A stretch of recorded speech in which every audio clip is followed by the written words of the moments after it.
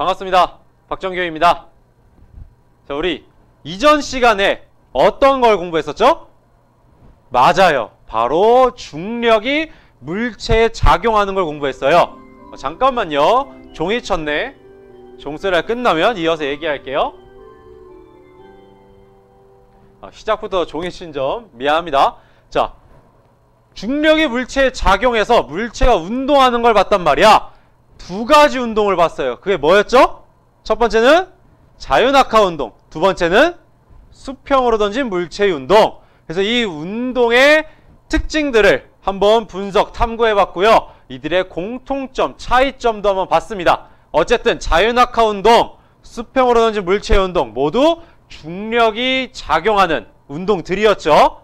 자, 그럼 이번 시간엔 뭘 할 거냐? 제목이 뭐예요? 운동하는 물체가 부딪히면. 지난 시간 마무리할 때 살짝 언급했다시피 이제 이번 파트에서부터는 중력에 대한 얘기는 거의 하지 않습니다. 그래서 새로운 개념들을 공부할 건데요. 어떠한 개념들인지 한번 학습 목표 한번 볼게요. 교과서로는 100쪽, 101쪽에 해당합니다. 자, 저는 이제 진행을 할 건데 여러분들은 제가 업로드한 학습지 있죠? 그 내용을 먼저 교과서 100쪽부터 101쪽을 이용해서 한번 미리 채워보기 바랍니다. 관련 예제들도 한번 풀어보고요. 저는 여러분들이 다 채웠다는 전제를 깔고 한번 수업을 진행해 보도록 하겠습니다. 자, 그럼 바로 학습 목표로 넘어가 보겠습니다. 자, 학습 목표 두 가지가 나와 있는데요. 이걸 보면 키워드를 알 수 있겠죠? 이번 파트 어떤 새로운 개념들을 공부할 거냐? 관성, 운동량, 충격량의 의미를 알고 일상생활에서의 충돌사고에서 어떻게 작용하는지 설명할 수 있다. 관성, 운동량, 충격량이라고 하는 새로운 개념들을 공부하는구나. 미안합니다. 2번, 충돌과 관련된 과학적 원리를 이해하고 충돌로 생기는 피해를 줄이는 방법을 말할 수 있다. 즉 학습 목표를 쭉 보니까 뭐야?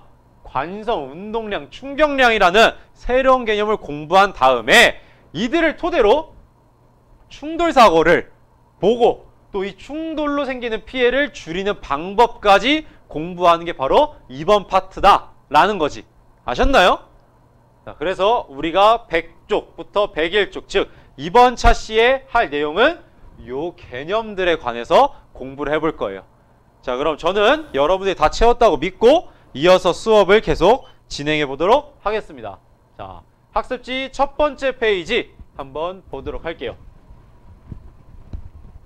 자, 뭐라고 써있어? 1번 뭐야? 크게 관성이라고 써있네요. 첫 번째 개념입니다. 관성에 대해 볼까? 이 관성과 관련된 것은 바로 관성법칙이라는 게 있습니다.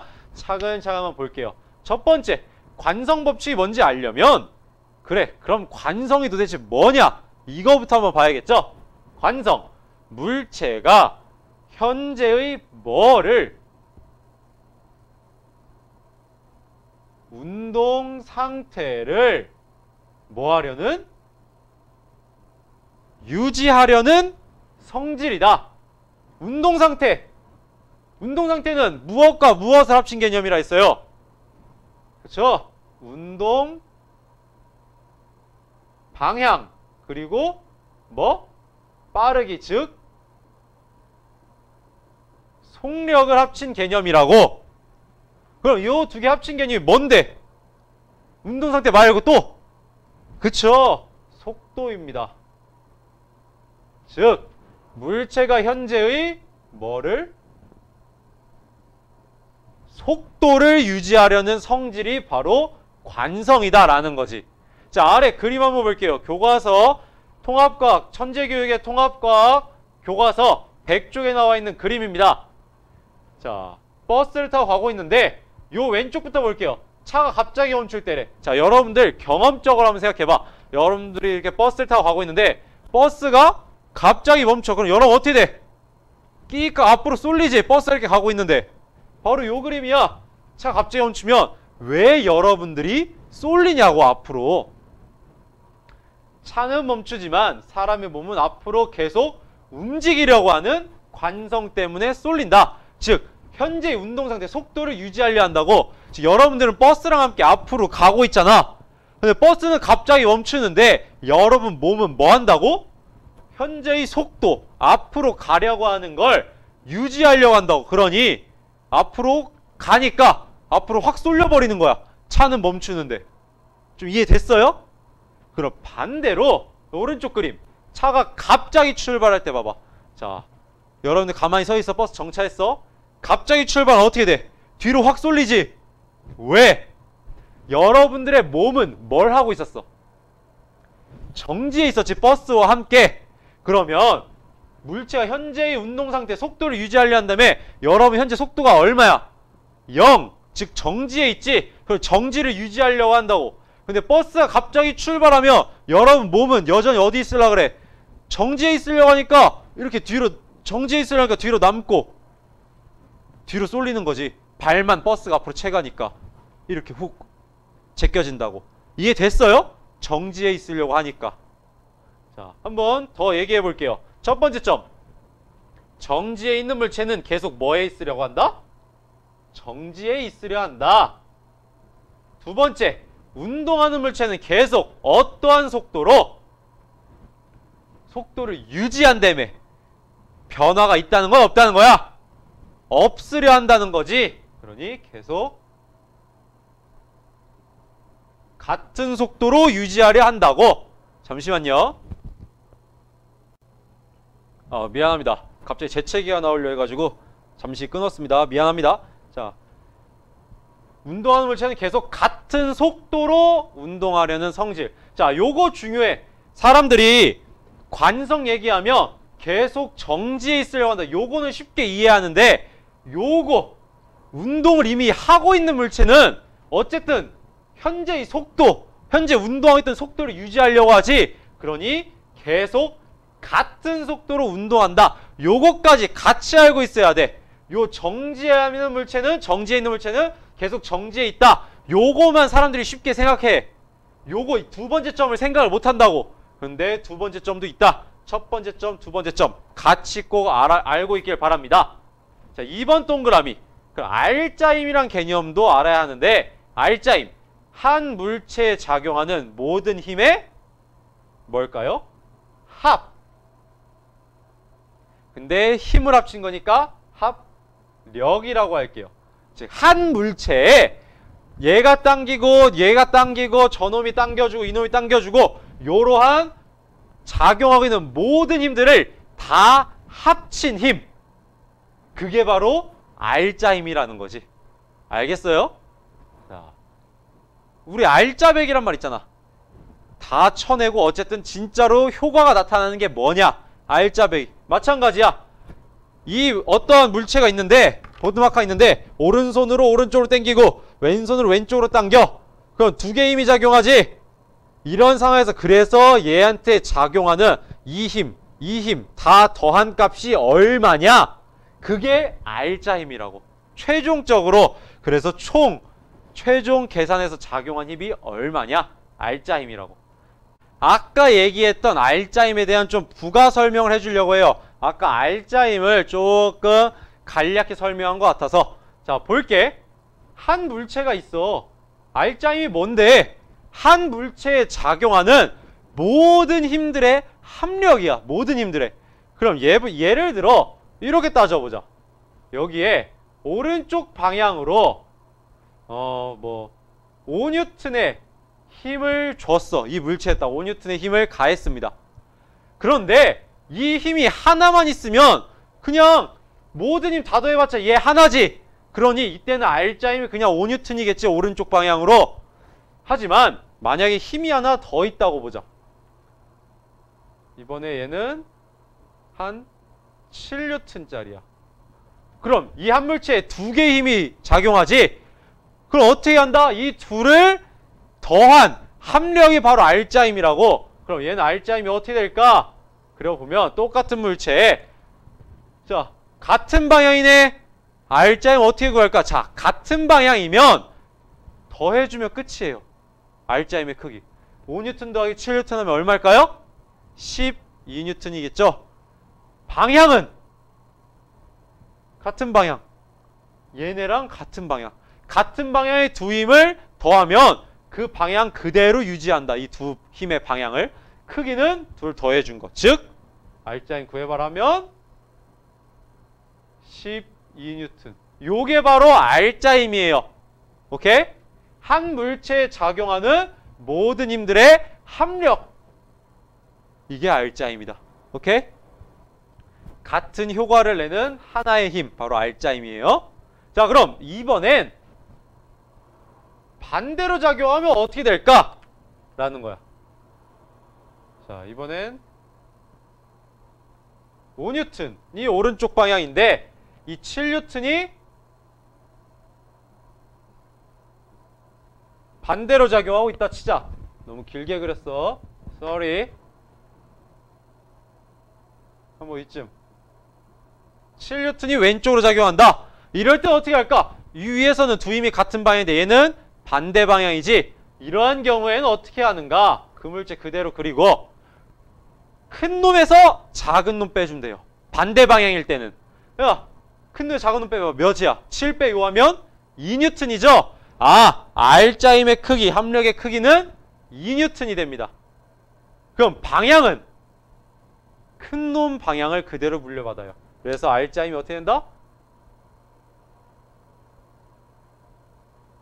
왼쪽으로 2N. 왜?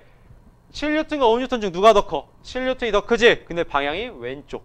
근데 또 방향은 반대네? 그리고 7에서 5를 빼주고 더 큰 놈인 7N의 방향을 그대로 가져간다. 그래서 R자임은 왼쪽으로 2N이 된다. 알겠나요? 오케이. 여러분들 공부하다 보면 어떤 참고서에서는 합력 이런 말을 쓸 텐데 결국에는 R자임이 곧 합력이다. 이런 식으로 이해해도 됩니다. R자임을 구하라. 합력을 구하라. 결국에 같은 걸 구하는 거거든요. 그래서 그냥 같은 단어, 같은 개념이라고 봐도 무방합니다. 오케이? 자, 그럼 R자임은 이런 식으로 구한다. 만약에 힘이 하나밖에 작용 안 하면 그게 곧 R자임이지. 모든 걸 다 더해도 그 하나일 테니까. 힘이 하나만 작용한다면. 오케이? 하지만 두 개 작용할 때는 이런 식으로 구하면 된다. 같은 방향일 때는 이렇게, 반대 방향일 때는 이렇게. 오케이? 자, 계속 이어볼게요. 따라서 R자 힘은 물체의 뭐?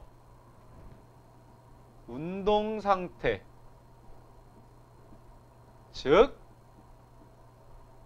속도를 변화시킨다. 이 말 어디서 봤죠? 그쵸, 우리 힘에서 봤죠? 맨 처음 통합과학 초창 초반부에서 이 말 봤어. 힘은 원인이다.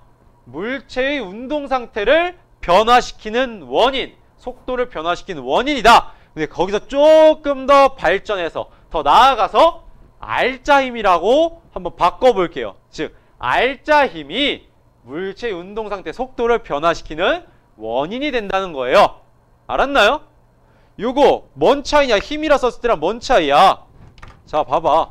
내가 오른손 위에 당길게. 왼손으로 당길게. 자, 나는 분명히 오른손과 왼손으로 당기고 있는데 보드마커 어떻게 하고 있어요?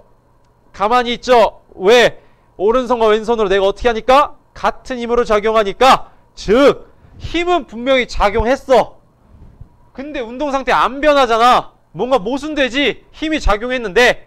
즉 보다 더 발전돼서 얘기해 보면 R자 힘이 있어야 운동 상태 속도가 변한다는 거예요. 오른손으로 당기는 힘 있고 왼손으로 당기는 힘이 있는데 이 두 힘을 더했더니 서로 상쇄됐잖아. 그러니 R자 힘이 없으니까 운동 상태 변하지 않고 정지 상태를 유지한다고. 이해됐어요? 이제 이전에 공부했던 힘의 개념에서 R자 힘으로 확장시켜 보는 거예요. 자, R자 힘은 물체의 운동 상태, 즉 속도를 변화시킨다. 두 번째, 따라서 물체에 작용하는 무엇이 R자 힘이 얼마일 때? 0일 때 물체의 뭐는 변하지 않는다? 운동 상태. 즉 속도는 변한다, 안 변한다? 안 변한다. 자, 우리 여기 R자 힘 얘기해서 전혀 새로운 얘기 없어요. 딱 하나 꼽자면 힘을 R자 힘으로 확장시켜 왔어, 개념을. 요 얘기 빼고는 다 이전에 했던 얘기야. 힘, R자 힘이 없으면 야, 운동 상태를 변화시키는 원인이 없잖아. 그럼 결과, 운동 상태의 변화라는 결과가 생길까? 안 생긴다니까? 그 얘기잖아, 마지막 얘기가. 오케이? 자, 계속해서 보겠습니다. 그러면 이 1번 개념, 2번 개념을 통해서 우리는 저 위에서 본 관성법칙이라는 걸 보겠습니다. 잠깐만요. 왜 안 될까요, 갑자기? 오케이. 자, 넘어갔습니다. 미안해요. 자, 3번 관성법칙 한번 보겠습니다.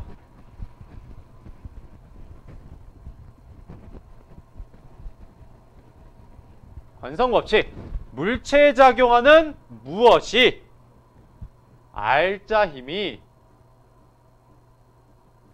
얼마일 때? 0일 때 정지에 있던 물체는 계속 뭐에 있고? 정지에 있고. 왜? 방금 전에 봤잖아. R자 힘이 0이면 운동 상태, 즉 속도가 변한다, 안 변한다? 안 변한다고. 그러니 정지에 있던 놈은 안 변할 테니까 속도가 계속 정지해 있는 거야. 자, 그 다음 운동하던 물체는 뭐로 계속 운동한다? 그 상태로 계속 운동한다. 요거는 교과서에 있는 문장을 그대로 한번 따와봤어요. 요게 바로 뭐다? 관성법칙이다. 사실 이전에 R자인 얘기에서부터 자연스럽게 여기까지 흘러온 건데 관성법칙 새롭게 외울 필요가 전혀 없는 거예요. 힘 확장시킨 R자 힘이란 개념만 명확히 알고 있으면 관성법칙은 당연히 따라온다니까. 왜? R자 힘은 뭔데? 운동상태, 즉 속도를 변화시키는 원인이잖아. 그 원인이 0 없으면 운동상태에 결과 없다고. 운동상태 변화, 속도 변화라고 하는 결과 없다고. 당연한 얘기잖아. 그 얘기를 다시 써본 거야. 정지해 있던 물체는 계속 정지해 있고 운동하던 물체는 그 상태로 계속 운동한다. 알겠나요? 근데 요 말, 그 상태로 계속 운동한다는 말을 한번 더 풀어 써볼게요. 이 말은 뭐랑 같냐? 그 상태, 그 운동 상태, 즉 그 속도를 유지한다고. 일직선으로 뭐 한다고? 등속 운동한다고. 일직선 운동 방향 안 바뀌고 등속 속력도 일정하다고. 왜? 속도가 일정하게 운동할 테니까 계속 그 운동 상태, 그 속도로 운동한다니까. 속도 안 변하겠지? 일직선으로 등속 운동한다고. 요건 또 뭐야? 일직선으로 등속 운동은 또 무슨 말이야? 등속 직선 운동이지. 오케이? 오케이. 야, 이 등속 직선 운동 다른 말로 뭐라고 해요? 그쵸? 등속 도운동이라고 하죠? 제가 그때 계속 얘기했어요. 등속도 운동, 등속 직선 운동. 얘기했죠? 같은 거라고. 여기서 등속은 등속력입니다. 그래서 등속 운동은 등속도 운동과는 엄연히 다른 거예요. 등속도 운동은 운동 방향까지 일정한 운동. 등속 운동은 속력만 일정한 운동. 그래서 직선이란 말까지 붙여줘야 등속도 운동과 같은 말이 됩니다. 등속 직선 운동. 자, 등속도 운동이다. 그럼 이 얘기는 뭐야? 뭐가 일정하다? 그쵸? 속도가 일정하다. 결국에 정지해 있던 물체는 계속 정지해 있고 운동하던 물체는 속도가 일정하게 계속 운동한다고. 속도 안 변한다고. 자, 다시 마지막 정리해볼게요. 따라서 관성법칙, 물체에 작용하는 R자 힘이 얼마일 때? 0일 때 물체의 뭐? 운동 상태, 즉 운동 상태, 즉 속도는 변하지 않는다. 외우지 마세요. R자 힘의 개념에서 자연스럽게 넘어올 수 있는 거야. 오케이? 외우지 말란 얘기는 무작정 사람들이 외운다고 이해를 안 하고, 이해하고 나서 봐도 늦지 않습니다. R자 힘의 개념에서부터 여기까지 넘어온 거 잘 알아두기 바랍니다. 자, why? 왜? 정말 중요하다 했죠? 왜? 관성법칙 왜 성립해? 힘은 물체의 뭐를? 운동 상태를 변화시키므로 R자인 즉 합력이 얼마이면 0이면 뭐가 변하지 않는다? 운동 상태가 변한다 안 변한다? 안 변한다고. 자, 조금 이제 관성 법칙 이해됐어요? 자, 그러면 다음 페이지로 넘어가서 관성에 대한 얘기를 조금만 더 해볼게요. 학습지 2페이지에서. 저는 지우고 돌아오겠습니다. 네, 학습지 2페이지 이어서 한번 보겠습니다. 관성의 크기 4번 동그라미 나왔는데요. 이 관성의 크기는 어떠할까? 관성이 아까 뭐라고 했어? 운동 상태를 유지하려고 한다고. 그럼 관성이 크단 얘기는 무슨 얘기일까? 운동 상태가 잘 변한다는 거야? 잘 안 변한다는 거야? 잘 안 변한다는 거겠지. 관성이 크단 말은 운동 상태를 더 유지하려고 해. 더 유지한다는 얘기는 잘 안 변한다는 얘기잖아. 관성이 클수록 운동 상태는 잘 안 바뀐다. 자, 한번 내용 보겠습니다. 관성의 크기, 물체의 질량이 어떠할수록 관성이 클까? 즉 운동 상태가 잘 안 변할까? 질량이 클수록. 자, 질량이 큰 물체일수록 갑자기 출발하거나 멈추기 위해 더 어떠한 힘이 필요하다? 큰 힘이 필요하다. 생각해봐. 너희가 엄청 거대한 물체를 움직이려고 해. 가벼운 물체일수록 쉽게 움직이지 왜? 적은 힘을 들여도 어떠하니까? 운동 상태가 쉽게 변하니까. 정지해 있던 물체가 움직인다는 건 운동 상태가 변한 거잖아. 근데 질량이 작은 물체는 쉽게 움직일 수 있다고. 쉽게 운동 상태를 바꿀 수 있다고. 왜? 관성이 작으니까. 반대로 질량이 큰 물체는 옮기려면 꽤 큰 힘을 줘야 싹 옮길 수 있어. 왜? 운동 상태를 더 유지하려고 하니까. 즉 잘 안 변하니까 더 큰 힘을 줘야 운동 상태가 변한다. 질량이 큰 물체일수록 갑자기 출발하거나 멈추기 위해 더 큰 힘이 필요하다. 따라서 질량이 큰 물체일수록 물체의 운동 상태를 변화시키기 위해 더 어떠한 힘을? 큰 힘을 물체에 작용해야 한다. 아셨나요? 관성의 크기는 질량이 클수록 크다. 자, 5번 동그라미 가속도 운동 볼게요. 이거 지난번 두 번째 단원에 했어요. 중력은 어떻게 작용하는가 해서 가속도 운동은 뭘까? 가가 뭐야? 가. 변할 가자, 더할 가자 쓴다 했잖아. 가속도 운동은 속도가 뭐 하는 운동? 변하는 운동이라고. 속도가 변하는 운동. 오케이? 속도가 변하는 운동. 야, 속도가 변했대.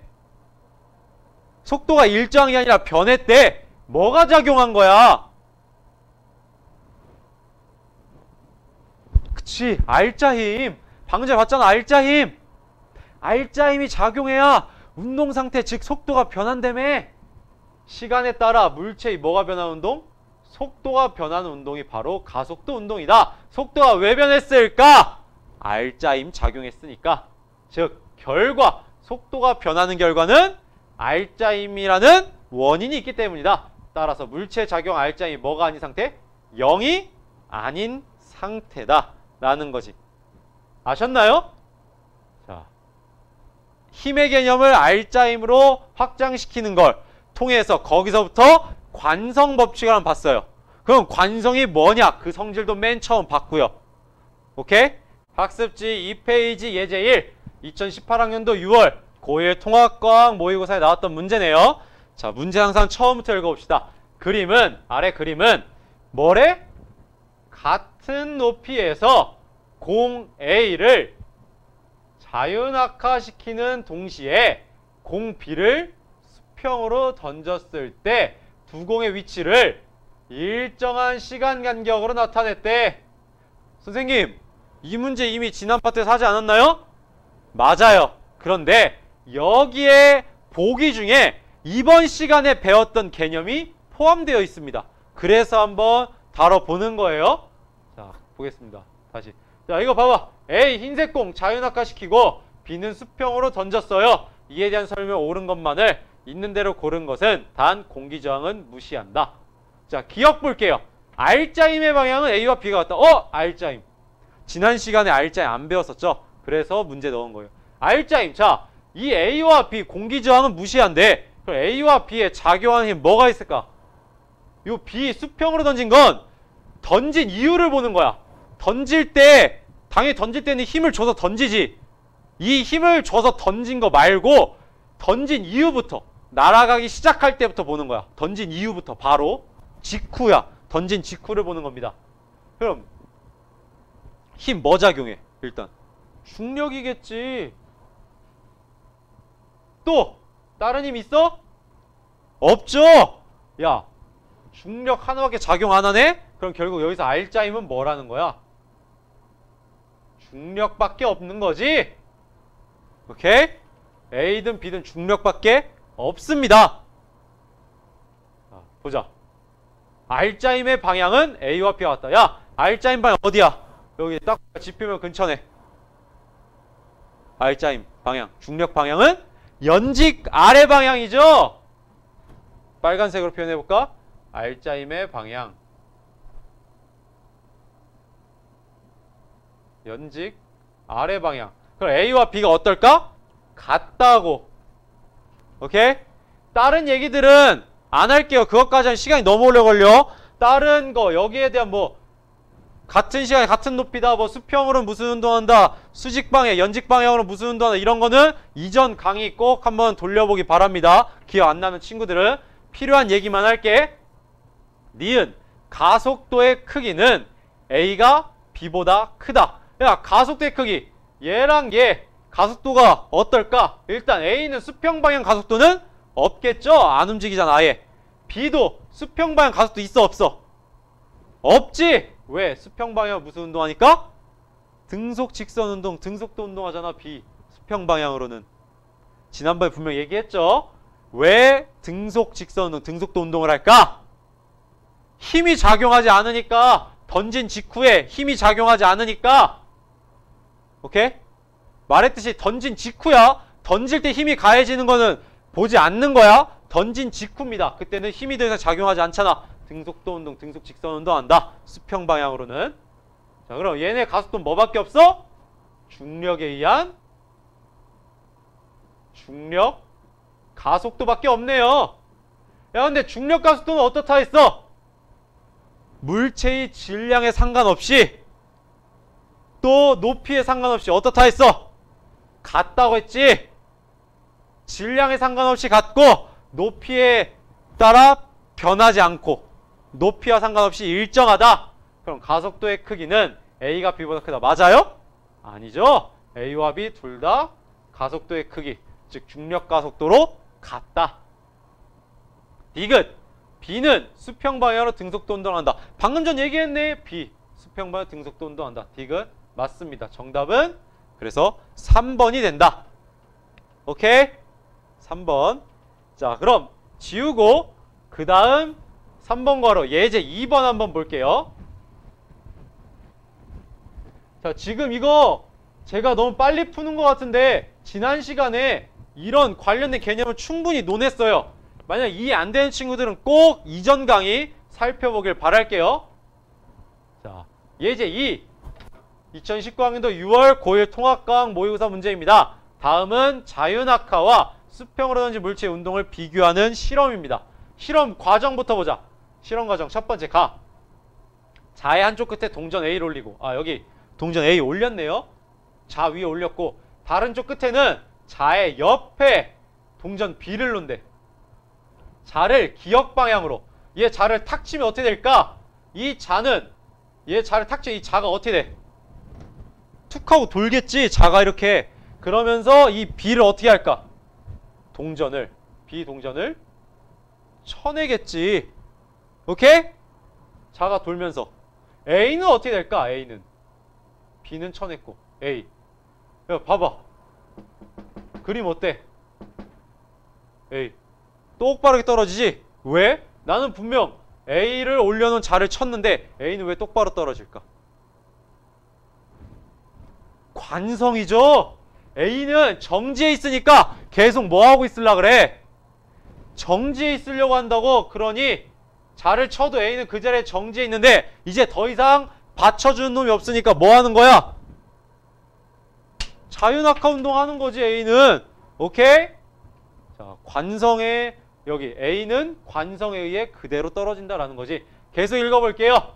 동전 옆에 B를 놓는다. 자를 기역 방향 빠르게 쳐서 동전 A, B를 동시에 낙하시킨다. 다 동전 A와 B의 운동을 관찰한다. 자, 봐봐. A는 그 자리에서 그대로 떨어져. 얘는 무슨 운동? 자유낙하. 즉 얘가 A가 자유낙하. B는 수평으로 쳐서 책상 밖을 벗어나서 포물선 그리니까 얘는 B. 곡선을 그리잖아. 수평으로 던진 물체의 운동이랑 같이 B. 자, 이에 대한 설명으로 옳은 것만을 보기에서 있는 대로 고른 것은 단 모든 저항과 동전의 크기, 자의 두께는 무시한대. 자, 저항 무시한대요. 공기정도 포함이겠죠? 무시하는 거. 기억! A가 B보다 빨리 바닥에 닿는다. 야, 두 운동 같은 높이에서 출발하잖아. 어때 그럼? 동시에 도달하죠? 틀려. 니은 B의 수평 방향 속력은 일정하게 증가한다. 야! 속력이 일정하게 증가 뭐야? 속력이 증가한데 변한다 안 변한다? 변한다. 즉 속력이 일정한 등속 운동이 아니라 속력이 증가하는 운동이야. 즉 무슨 운동? 가속도 운동. 그런데 어떻게 증가해? 어떻게 변해? 일정하게 변해. 일정하게 증가한다고. 무슨 운동?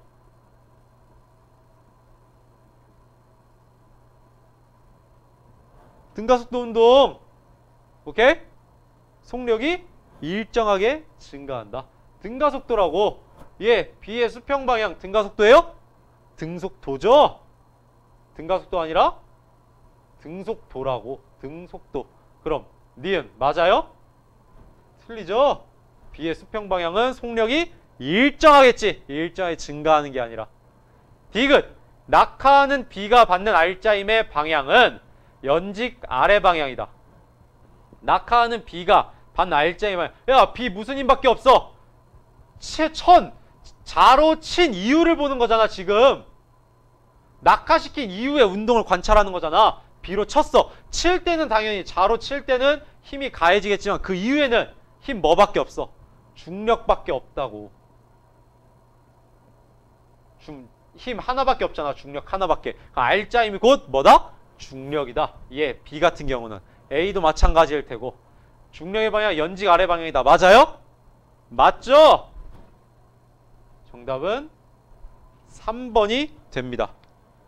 이해됐나요? 자, 이해 안 된 친구들 계속 반복적으로 풀어보기 바랍니다. 자, 그럼 저는 지우고 난 다음에 학습지 3페이지 한번 보도록 하겠습니다.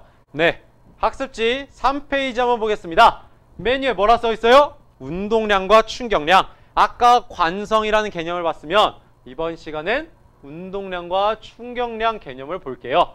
자, 운동량과 충격량. 첫 번째, 운동량으로 시작합니다. 옆에 P라고 써있죠?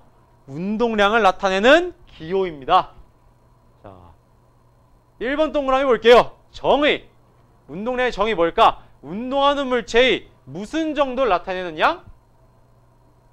운동 정도를 나타내는 양이다. 말 그대로 운동량. 운동에 대한 양이 얼마냐? 라는 거지. 2번 동그라미. 그럼 운동량을 어떻게 표현하는가? 물체의 뭐와? 질량과 뭐의 곱? 속도의 곱으로 표현한다. 따라서 운동량 P는 질량, 기호가 어떻게 될까요? 질량 기호 소문자 M 곱하기 속도 기호 어떻게 될까요? V. 그래서 뭐가 된다? P는 MV다 라고 간단히 쓸 수가 있습니다. 아셨나요? 자, 그럼 오른쪽에 나와 있는 기호 한번 정리해 볼게요. M 기호 뭘까요? 질량을 나타내는 기호입니다. V는 속도를 나타내는 기호고요. P는 운동량을 나타내는 기호다. 밑에 세 개는 아래 충격량을 공부한 다음에 돌아와서 채워볼게요. 자, 그럼 운동량 P는 MV인데 크기 어떻게 볼까? 운동량의 크기. 질량이 어떠할수록 또 속도가 어떠할수록 운동량의 크기가 커질까? 야, 얘 커지려면 어떻게 해야 돼? 질량이 커지거나 속도가 커지거나. 오케이? 질량이 클수록 속도가 어떠할수록 빠를수록 운동량의 크기가 크다라는 말이야. 오케이? 자, 4번. 방향은 어떨까? 운동량의 방향은 뭐의 방향과 같냐? 속도의 방향과 같습니다. 야, 운동하는 정도를 나타낸 양이니까 당연히 얘의 현재 운동 방향이 곧 운동량의 방향이지 않을까? 그럼 얘 운동 방향이 누구의 방향인데? 속도의 방향이잖아. 오케이? 자, 아래 그림 한번 볼게요. 천재교육 고등학교 통합과 교과서에 있는 그림인데 교과서 101쪽에 있는 그림. 자, 작은 승용차와 큰 트럭이 같은 속도로 운동한대. V는 같은 속도야. 그럼 질량이 큰 트럭에 운동량이 더 어떠할까요? 크겠지. 왜? P는 MV잖아. V가 같은데 질량이 크면 P는 어떻게 된다? 크다. 잠깐 마카를 바꿀게요. 빨간색이 잘 안 나오네. 오케이. 질량이 크면 P가 커지겠지. 속도 같을 때. 그래서 운동량이 더 어떻게 하다? 크다 라는 겁니다. 아셨나요? 운동량은 이런 거다. P는 MV 정말 중요하니까 잘 알아두기 바랍니다. 자, 그럼 다음 페이지 이어서 한번 가볼게요. 다음 페이지는 뭐가 나올까? 바로 충격량이 나옵니다.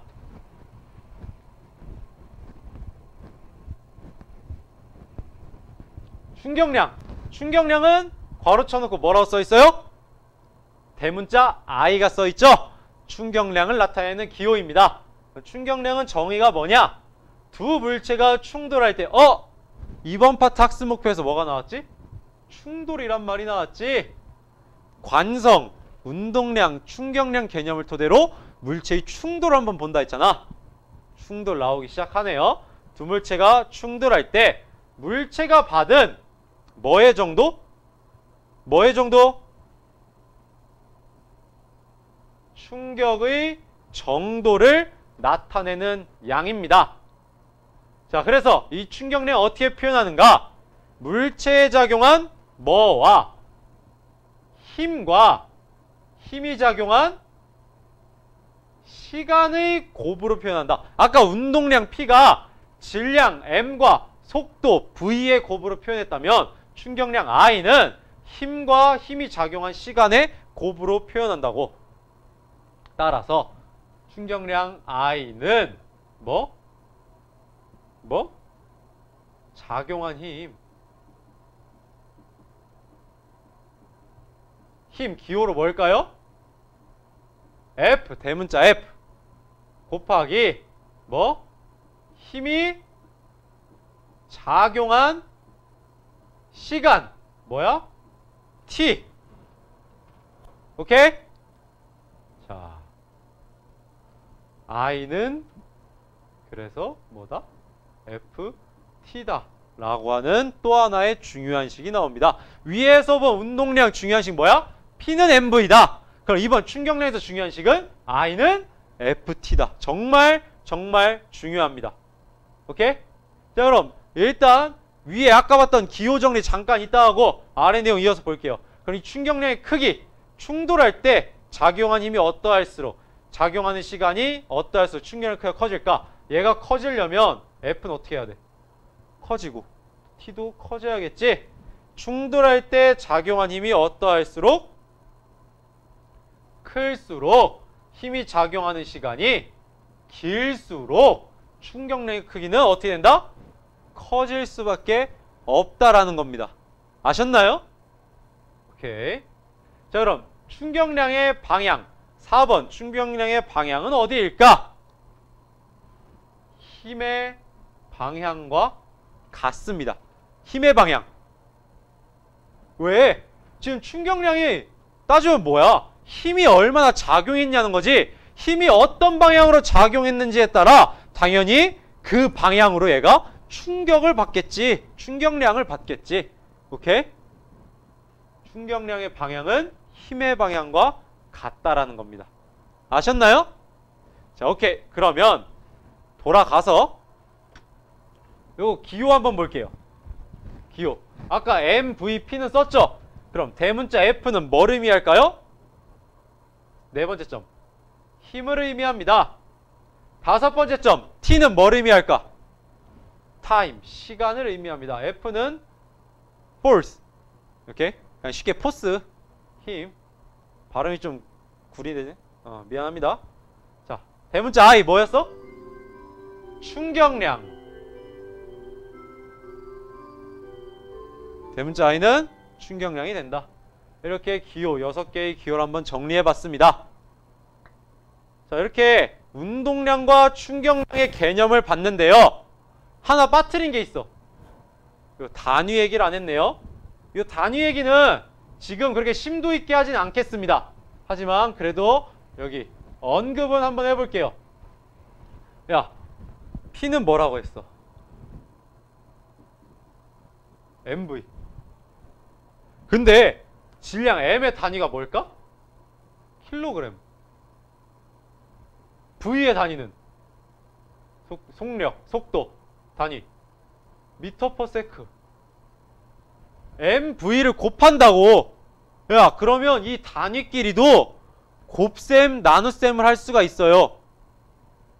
이 둘 곱해. 킬로그램과 미터 퍼 세크. 그래서 그 단위는 그대로 질량 M의 단위와 미터 퍼 세크, V의 단위 그대로 따서 된 거다. 왜? P는 MV인데 그럼 질량끼리도 곱한 대로 그대로 써줘야 되거든. 그래서 질량의 단위 곱 속도의 단위 곱해서 킬로그램 미터 퍼 세크를 그대로 운동량의 단위로 가져간다는 거예요. 아셨나요? 이 단위에 대한 얘기는 나중에 여러분들이 물리학 1에서 좀 더 자세하게 다루고요. 지금은 요 정도. 단위끼리도 곱셈 나눗셈이 가능하며 그대로 그냥 써주면 되는구나. 이렇게 이해하면 됩니다. 아셨나요? 자, 그럼 운동량의 단위를 봤으니 충격량의 단위 한번 볼게요. 충격량 I는 뭐라고 했어? FT 중요합니다. 요 두 개는 거의 반사적으로 나와야 돼. 물어만 보면 자동으로 바로바로 튀어나와야 돼. I는 FT. F의 단위가 뭐야? 힘의 단위 뉴튼. T의 단위 시간의 단위는 몇 초? 1초, 2초. 세컨드, 세크, S죠? 그러니 이 단위들끼리 그냥 곱을 해봐. NS. 뉴튼, 세크 그대로 해주죠? 왜? 단위끼리 곱셈할 수 있다니까? F 곱하기 T니까 뉴튼 곱하기 세크가 여전히 얘의 단위가 된다. 아셨나요? 요 얘기는 이따가 예제 풀면서도 한 번 더 얘기해 볼게요. 아셨죠? 자, 오케이. 이렇게 운동량과 충격량 개념을 봤는데요.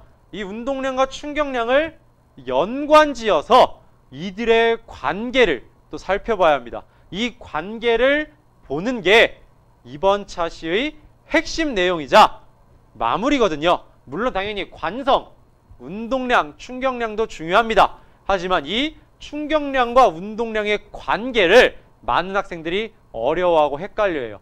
그러니 집중해서 잘 보기 바랍니다. 자,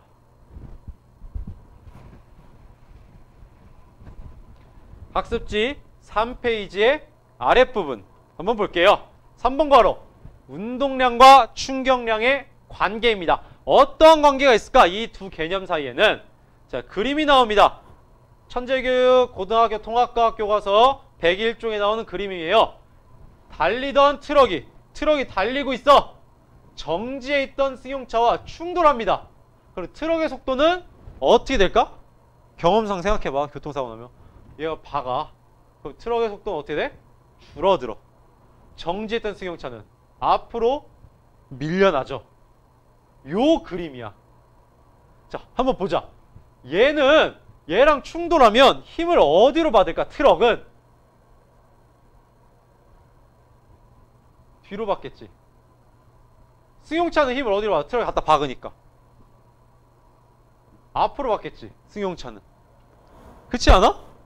자, 충돌 시 각 물체에 작용하는 힘의 크기는 어떠하고 방향은 어떠한가? 크기는 잠시 후 해보고요. 방향 어때요? 서로 반대. 그럼 이 두 힘의 크기는 어떠할까? 어떠할까? 뭐 단서가 안 주어졌는데? 자, 여러분, 우리 이전에 공부한 개념들 한번 살펴보자. 힘의 성질이었어. 네 글자야. 힘의 상호작용. 뭐였어? A라는 물체가 B한테 힘을 작용하면 B도 A한테 같은 크기의 힘을 반대 방향으로 준다. 이 상황이잖아. 트럭이 승용차에 힘을 주면 승용차도 트럭한테 힘을 준다. 어떤 방향? 반대 방향. 크기는 같고. 그렇기 때문에 힘의 크기는 같고 방향은 서로 반대로 준다고. 오케이? 이게 바로 힘의 상호작용. 즉, 여러분 일상생활 속에서 야, 트럭이 승용차 들이받으면 승용차는 앞으로 힘을 받고 트럭은 뒤로 힘을 받을 거 아니야? 경험상으로 나온 얘기지만 여기엔 뭐가 숨어있다? 힘의 상호작용의 원리가 숨겨져 있다. 오케이? 왜? 트럭이 승용차에 힘을 작용했더니 승용차도 트럭한테 힘을 작용한 거니까. 오케이? 힘의 상호작용이다, 이건. 두 번째 점.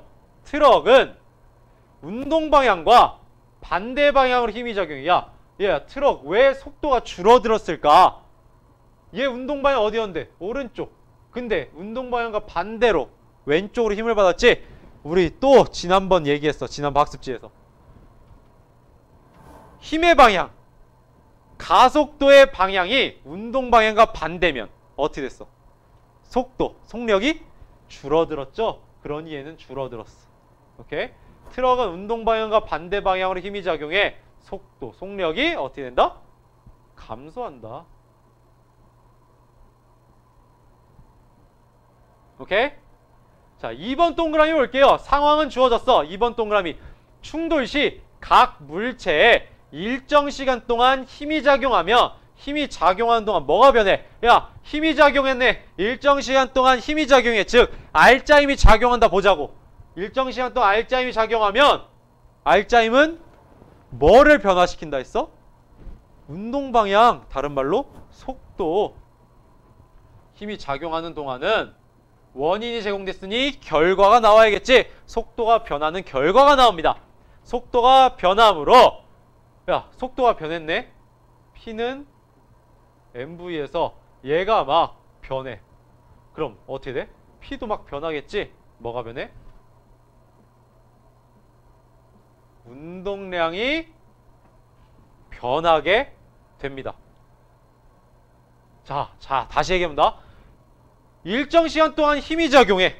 그럼 힘이 작용한 동안 속도가 변함으로 운동량이 변한다고. 근데 야, 일정 시간 동안 힘이 작용해.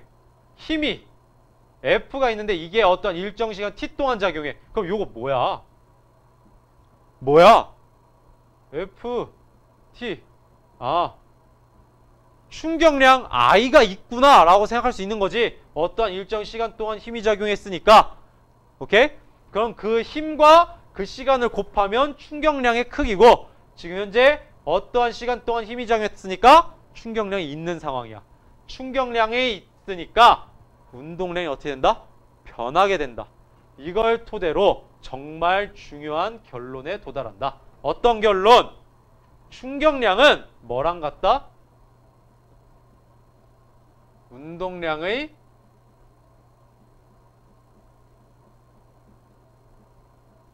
변화량과 같다. 오케이? 중요한 얘기예요. 충격량, 운동량의 변화량과 같다는 거야. 운동량과 같다고 한 적 없어.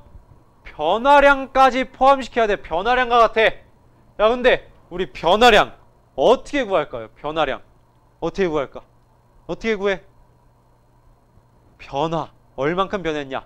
변화량은 나중에서 처음을 빼면 됩니다.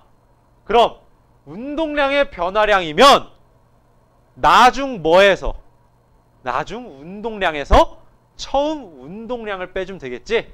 자, 이거는 운동량의 변화량은 나중 운동량에서 뭘 빼준다?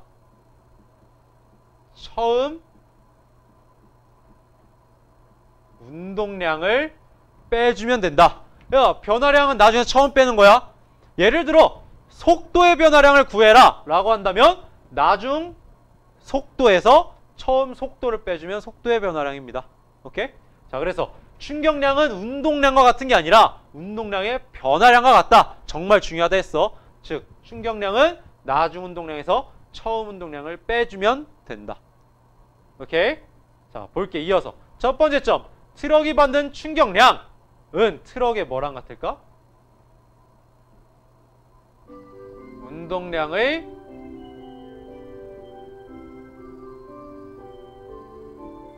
변화량과 같다고. 충격량, 운동량의 변화량 같다고. 요거 애들 진짜 헷갈려한다. 변화량 신경 써야 돼요. 신경 써야 돼. 두 번째 점, 승용차가 받는 충격량. 아, 승용차 충격량을 받았네? 그럼 뭐라고? 승용차의 뭐랑 같다? 운동량의 변화량과 같다고. 승용차가 받는 충격량은 결국 이 충격을 받음으로써 운동량이 변하는 거 아니야? 그래서 그 운동량의 변화량과 같다고. 알겠니? 3번 동그라미 볼게. 트럭과 승용차가 받는 충격량, 이건 뭐라고 해서 뭐랑 같아? 충격량은 운동량의 변화량. 변화량 꼭 신경 써야 돼. 트럭과 승용차가 받는 충격량의 크기는 같다. 왜 같을까? 이거 생각해봐. 일단 충격량 왜 같아? 트럭과 승용차가 받는 충격량. 야, 두 물체 이렇게 부딪혀. 빵! 트럭과 승용차 부딪혔지? 그럼 서로 뭘 작용해? 빨간색 요거 힘 작용하잖아. 근데 이 힘의 크기는 어때야 돼? 같다니까? 왜? 상호작용이잖아. 그럼 힘의 크기는 같아. F는 같아. 근데 충돌하는 시간은 어떨까? 야, 한 명이 일방적으로 충돌하는 게 있어? 아니, 일방적으로 와서 들이받는 이런 충돌 말고 한 명은 더 충돌하고 싶은데 한 명이 나는 충돌 끝 떨어졌어. 그럼 얘는 충돌을 더 하고 있어? 못하지. 즉 두 물체의 충돌이 일어나면 각각의 물체는 충돌 시간이 어떨 수밖에 없을까? 같을 수밖에 없다고. 한 물체가 충돌을 끝내면 요 물체도 무조건 충돌은 끝나게 돼 있어. 오케이? 오른손이 충돌 끝하고 떨어져 나가면 왼손도 어쩔 수 없이 충돌은 끝나게 된다고. 알겠니? 그러니까 I는 FT에서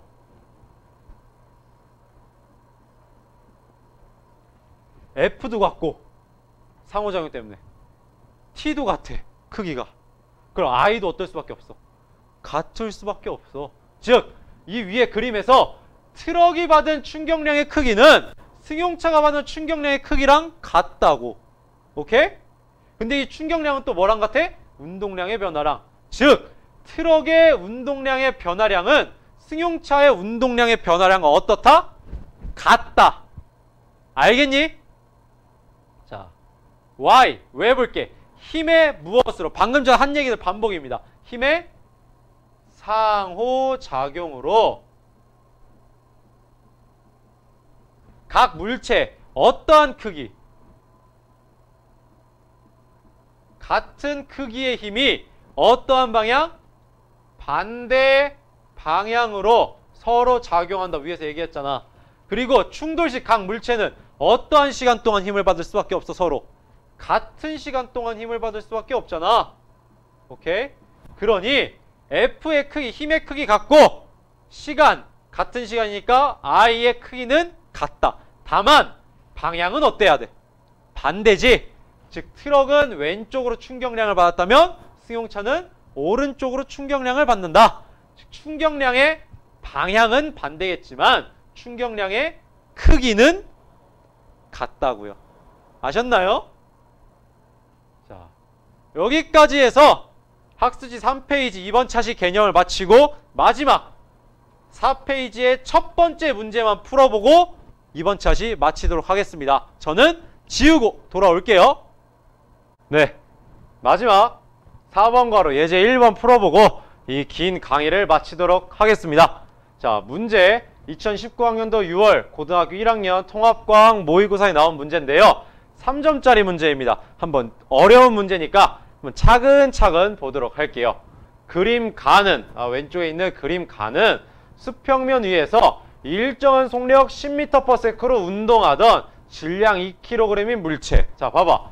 2kg인 물체에 이 물체가 10m/s의 일정한 속력을 가지고 있대. 어느 방향으로? 오른쪽 방향으로. 그런데 운동 방향과 같은 방향으로 크기가 F인 힘을 작용시켰대. 운동 방향 오른쪽이었지? 오른쪽 방향으로 크기 F인 힘을 작용시킨 게 그림 가래. 나 같은 경우는 이물체에 작용하는 힘 F를 시간에 따라 나타냈대. 그래서 나를 보면은 세로축은 뭐? 이 나 그래프를 보면 세로축은 힘, 가로축은 시간. 그런데 봤더니 시간이 지남에 따라, 시간이 1.0에서부터 시간이 지남에 따라 힘이 어때? 안 바뀌고 일정하죠? 얼마로 일정해? 20으로 일정하대. 위에 단위를 보니까 뉴턴이네. F는 0에서 2초 동안 F는 얼마래 지금? 20뉴턴이라는 거야. 잠깐만요. 마카를 바꿀게요. F는 오른쪽으로 20뉴턴이다. 자, 이 문제 어떻게 풀까? 일단 문제 마저 읽어볼게요. 2초 후 이물체의 속력은 단 모든 마찰과 공기 저항은 무시한다. 최종 2초 후 이물체의 속력을 구하래. 요 문제 방금 우리가 공부한 개념들로 한번 풀어볼게요. 어떤 개념이냐? 제가 마지막에 강조했었던 운동량과 충격량의 관계입니다. 어떤 관계였죠? 맞아요. 충격량이 뭐랑 같다? 운동량과 같다? 아니죠. 운동량의 변화량과 같다. 그래서 충격량 기호로 표현해 볼게요. I는 뭐랑 같다? 운동량과 같다? 아니죠. 운동량의 변화량과 같다. 그럼 변화량 기호는 어떻게 될까? 우리 변화량 아까 나중에서 처음을 빼는 거라 했는데 이 변화량은 기호로 어떻게 표현하냐? 약간 직각 삼각형 모양의 이런 기호로 표현합니다. 이 기호를 우리는 델타라고 부릅니다. 변화량. 그래서 이거를 P 앞에 써주게 되면 우리는 이걸 델타 P라고 읽습니다. 이게 뭐냐? 변화량이라고. 뭐? P, 운동량. 즉 델타 P는 운동량의 변화량을 뜻하는 거예요. 운동량의 변화량. 그래서 결국 이 말이 뭐냐? 충격량 I는 델타 P, 운동량의 변화량과 같다라는 말이 되지. P랑 같은 게 아니라 델타 P랑 같은 거예요. 변화량. 자, 그럼 요 식에서 I 어떻게 써? I는 자, 첫 번째 I는 FT라며 아까 F 곱하기 T. F가 얼마였어? 여기 지금 얼마야? 20뉴턴이라며 2초 동안 20뉴턴 곱하기 T는 얼마야? 2초니까 2세컨드. 자, 단위 여기 세크라 나와 있죠? 가로축에 세크 S. 이거 얼마야? 숫자는 숫자끼리 곱해볼까? 20 곱하기 2는 40. 단위끼리도 곱셈해줄 수 있다 했죠? 뉴턴 세크. 이렇게 됩니다. I는. 그럼 이번엔 델타 P를 구해보자. 델타 P를 구해볼게요. 그런데 그 전에 P는 어떻게 구한다 했죠? 오른쪽에 한번 써볼까? P는 자동으로 나오라고 했어. mv 질량 곱하기 속도라고 했죠? 오케이. 그런데 지금 속도 방향이 다 오른쪽이니까 사실상 그냥 속력으로 다 바꿔서 써볼게요. 운동 방향이 한쪽이니까 그냥 다 통일시킬게요. 방향을. 그럼 mv야. 그럼 델타 P는 당연히 뭐겠어? 나중 운동량. 즉 나중 mv에서 처음 운동량, 처음 mv를 뺀 거겠지? 자, 그럼 써볼게요. 나중 운동량 얼마야? 모르지. 왜? 질량은 알고 있지만 나중 속도를 모르잖아. 문제에서 물어보는 게 뭐야? 2초 이물체의 속력. 즉 오른쪽 방향 다 통일시키면 이거를 그냥 속력, 속도랑 속력 같이 써볼게. V. 그럼 나중 속력 V를 알아야 MV 해서 나중 운동량을 알 거 아니야. 근데 모르지. 그럼 일단 써보자. 나중 운동량 얼마야? MV 2kg, 질량 2kg이랬죠? 곱하기 나중 속력 V 빼기 처음 운동량 빼봐. 처음 운동량 어떻게 해요? 여전히 질량 MV니까 아니 질량 M 2kg, 여전히 2kg이죠. 질량. 처음 속력 얼마야? 10m/s에 10m/s. 그럼 요거 정리해보면 40Nm/s는 2kg 묶어볼까? 2kg 곱하기 V-10m/s 이렇게 쓸 수 있겠죠? 요거 10이에요. 10m/s 쓸 수 있겠지? 자, 2 약분 해서 요거 20이 됩니다. 잘 보이나? 빨간색으로 해볼게요. 요거는 20이 된다. 20. 요거는 없어지고, 아! 지금 결국 뭐야? 위로 가서 써보면 V 빼기 10m/s가 뭐가 된다? 20이 돼야 된다고. 그럼 V는 얼마겠어? 30m/s가 될 거다. 그래서 정답 몇 번? 2번이 된다. 오케이? 우리가 공부한 개념 다 집합되어 있죠? I, 충격량 어떻게 구하는가? P, 운동량 어떻게 구하는가? 그리고 이들의 관계, I는 델타 P다. 요 개념들 다 이용한 거죠? 자, 3점짜리 문제입니다. 반복적으로 풀어보고 이해가 안 되면 이 문제 해설 계속해서 보기 바랍니다. 오케이? 자, 마지막 한 개만 얘기하고 진짜 끝낼게요. 선생님, 아까 우리가 분명히 학습지 몇 페이지냐? 학습지의 3페이지를 보면 충격량은 두 물체가 충돌할 때 받는 충격의 정도라 했어. 여기 충돌 안 일어났는데요? 자, I는 FT란 식을 봅시다. 결국 충돌이 뭔데? 한 물체가 한 물체랑 충돌하면서 서로 힘을 상호작용, 주고받는 거지. 즉 충돌해서 이 힘, F가 작용한다는 거가 의미가 있는 거야. 단순히 꼭 충돌이 일어나야만 I라는 식이 아니라 힘이 작용했고 그게 얼마의 시간 동안 작용했는가, 요것만 있으면 I는 무조건 쓸 수 있어요. 꼭 충돌 상황이 아니더라도. 말했잖아. 애초에 충돌은 서로 힘을 작용한다. 그 힘을 작용한다에 초점을 두라니까. 여기 지금 힘 작용하잖아, 이물체. 그러니까 충격량 쓸 수 있다고. 충돌 상황이 아니더라도. F가 있고 그거를 작용한 시간 T가 있잖아. 그러니 I 쓸 수 있습니다. 오케이? 자, 긴 시간 정말 고생 많았습니다. 그럼 다음 시간에 보도록 할게요. 모두 안녕.